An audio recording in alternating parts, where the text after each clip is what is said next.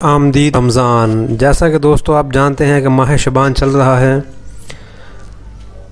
اور شعبان کا چاند طلوع ہوتے ہی رمضان کی خوشبو آنے لگتی ہے، دل میں خوشی کے جذبات منڈلاتے ہیں۔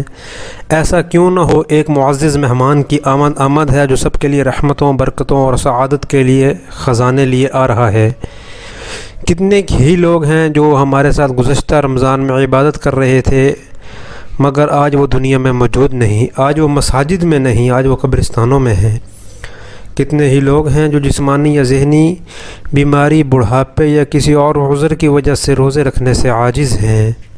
پس وہ خوش نصیب جنہیں اس رمضان سے استفادہ کا موقع مل رہا ہے، انہیں چاہیے کہ پوری محبت سے رمضان کو خوش آمدید کہیں، نیکی کے تمام مواقع سے خوب فائدہ اٹھانے کے لیے پورے جوش و خروش سے تیاری شروع کر دیں۔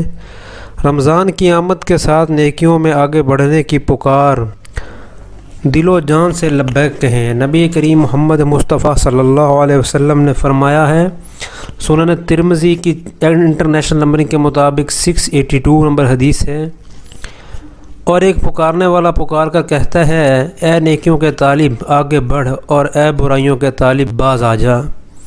تو اس کے مطابق جو ہمارے آج کل کے دن چل رہے ہیں یہ انتہائی خاص ہیں، آپ ان دنوں کو مزید اچھا بنا سکتے ہیں۔